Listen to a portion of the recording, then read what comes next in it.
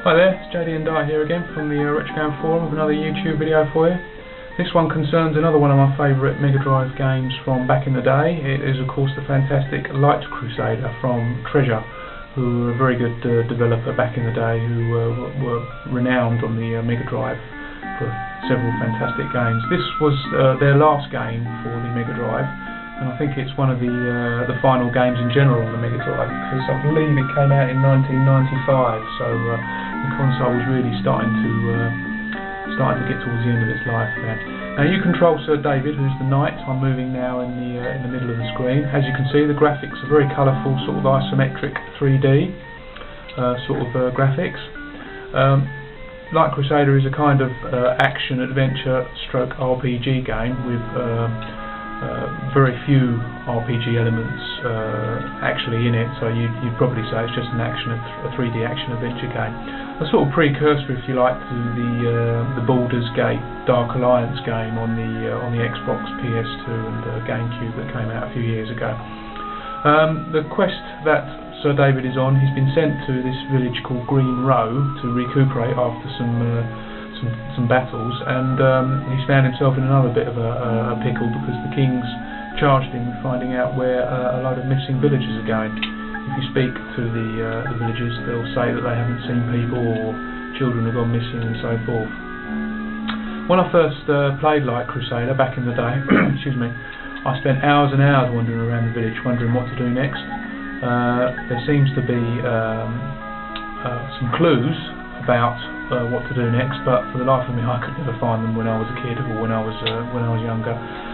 And eventually I did work it out, or I was told it, I can't remember which one, but the secret is to go to the graveyard, rather unsurprisingly really, and there's a small square of land here which looks a bit different from the rest, and over here there's a gravestone with some skid marks next to it, where it's obviously been dragged, some drag marks rather. And then if you go over to that strange patch of ground, you'll see that there's a hole in it, and there's some steps leading down, and that leads you down into a mysterious dungeon underneath.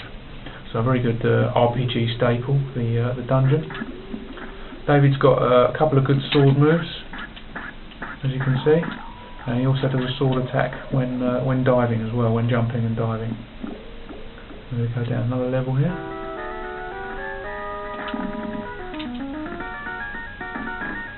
Now there's a few puzzles in Light Crusader, which is quite refreshing. At the time games were a bit more arcade based, but this actually does require you to use your brain a little bit. This strange machine here fires a little beam. This is one of the simpler puzzles, and this beam, if used against the door, opens the door.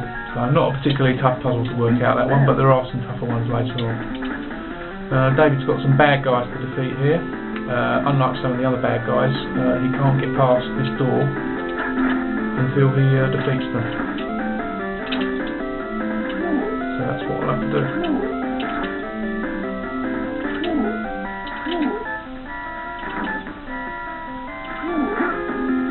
You can see David's life is at the top left hand corner, and the life of the current bad guy he's attacking is at the top right hand corner. So what I've done, I've just killed the guy with the crossbow and moved the pain.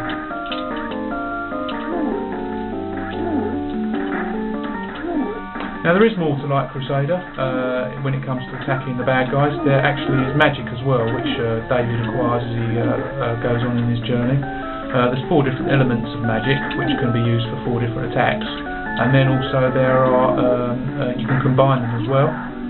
He's just killed his mate. And you see the doors up. You can combine them to make even more powerful spells. Lots of blocks of ice here, and inside is a key, which is what we need to press a little bit further.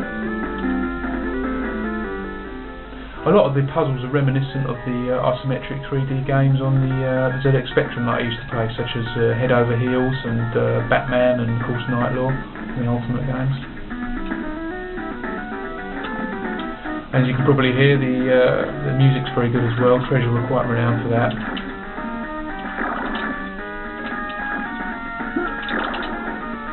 These strange amorphous blobs seem to be staples of the genre.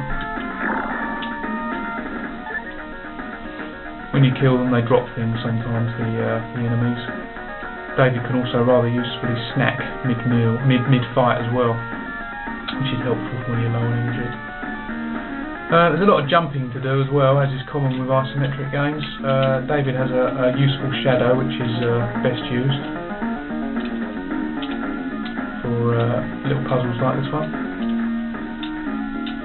As you can see, the chest here which will probably contain another key. No, I've got maximum life now, so that's nice.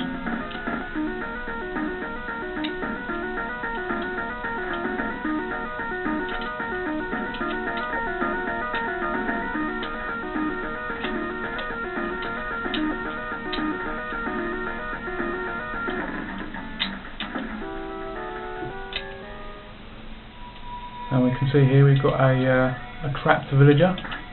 Thank you. So we'll free him. And then dressed in black. Full of demons and traps. No shit, Sherlock.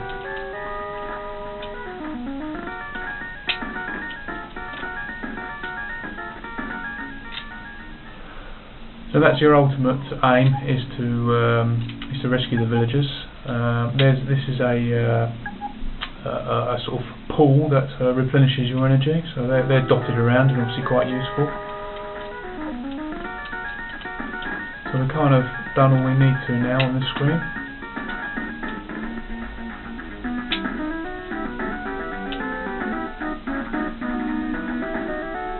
Can't get through there, so that's back the way we came. As you can see, that key is automatically used, so you don't even have to select anything from your menu, it's all done automatically. As you can see, door shut here, can't get through there, and there's one of the many pressure pads here, so if I stand on that, then the door will open, but obviously I can't get back in time to open it, so the object is to push this block onto there. But you have to be careful because you can't go around things when they're stuck to the wall.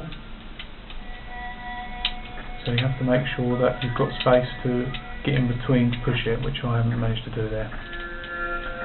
So there's a lot of doing this.